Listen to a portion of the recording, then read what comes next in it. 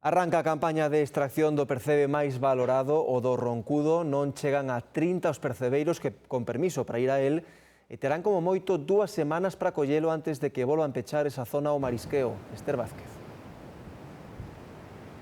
E que a veda do percebe aquí no Roncudo só se levanta en xullo para a festa e agora nestes días para a campaña do Nadal. O resto do ano estas rochas non se tocan, e todo para que críen o que din que é o mellor percebe do mundo. A temperatura da auga, a forza coa que bate o mar aquí e as correntes nesta boca da ría dan un percebe musculoso e fibroso cunha textura, unha cor e un sabor que din que son únicos. Neste arranque de campaña as mareas non están coincidindo moi ben, pero de momento o tempo acompaña, así que os percebeiros e as percebeiras de Corme teñen boas expectativas para esta colleita.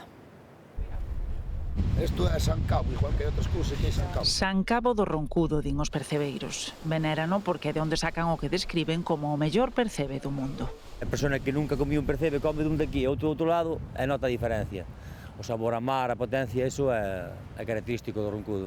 Para protexelo, estas rochas non se tocan dende o verán ata agora, cando arranca a campaña para extraelo pro Nadal. Teñen poucos días e pouco tempo para collelos porque as mareas non cadran ben.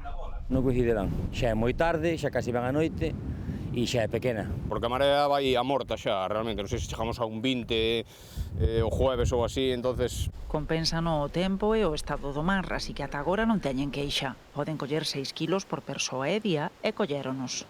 Sí, facémoslo cupo sin problema, sí.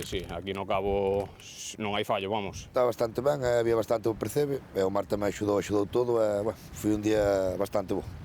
Neste caso, os temporais do outono axudaron. O tema da agua, da chuvia, todo eso axuda moito ao percebe. E, bueno, canto máis bata o mar, mellor que mellor para o percebe. E, bueno, está escollidiño, é medianamente grande. Habendo percebe, os prezos non se disparan, pero arrancaron bastante ben.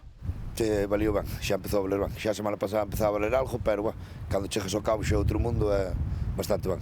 Mellorará a partir de hoxe, mañán, porque, bueno, os compradores sempre van, esperan ao último momento, as encargas e todo. A previsión do tempo empeora, a marea menos, o percebe vai a ver menos tamén. Eu espero que suba algo, pero...